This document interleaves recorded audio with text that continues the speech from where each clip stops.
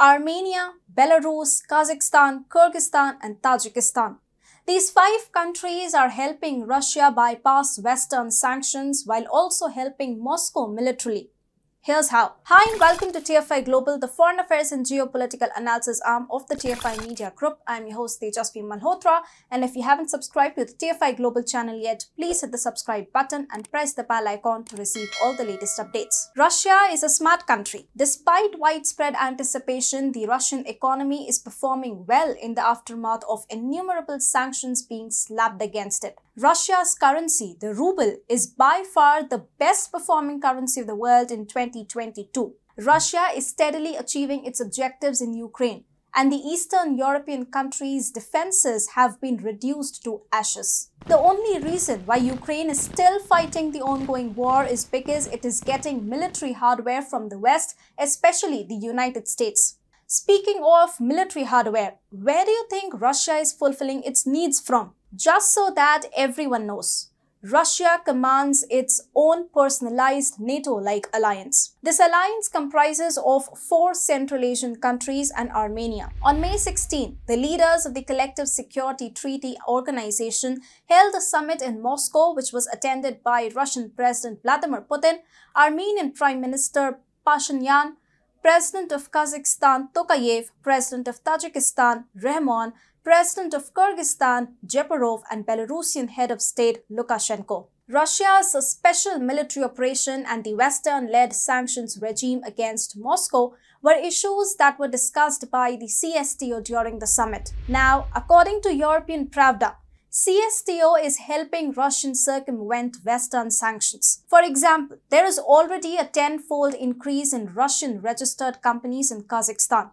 Russian law firms have responded to such an upswing immediately, offering comprehensive business relocation services to Kazakhstan. This is facilitated by the Russian government's permission to import parallel goods. Kazakhstan really offers us all a glance into how Russia is using CSTO to bypass Western sanctions. Russia is reportedly getting Western-made equipment for its oil and gas industry from CSTO allies. Kazakh companies that use similar equipment and consumables can legally purchase them and then transfer them to Russian partners. The deputy head of the Kazakh company KazMunayGaz spoke to the same effect in March. He said if necessary, the Kazakh side of the Caspian Pipeline Consortium will purchase relevant equipment and technologies through its companies and hand them over to the Russians, both covertly and openly.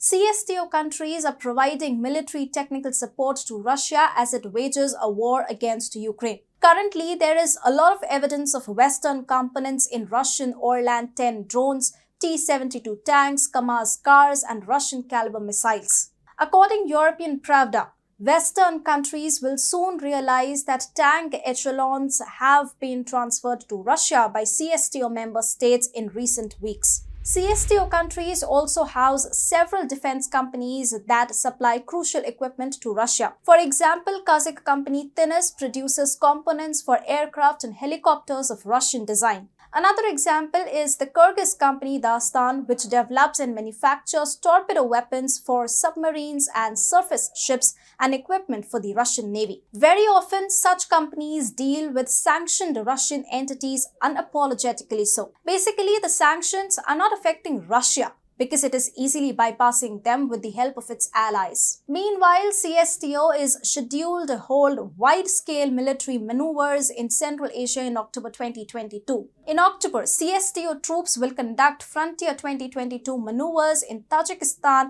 and Endurable Brotherhood 2022 exercises in Kyrgyzstan. Without a shred of doubt, the sanctions campaign of the West against Russia is falling apart. Once considered the United States' most potent weapon, economic sanctions have now proven to be toothless measures which hardly desist any country from doing what they want to do.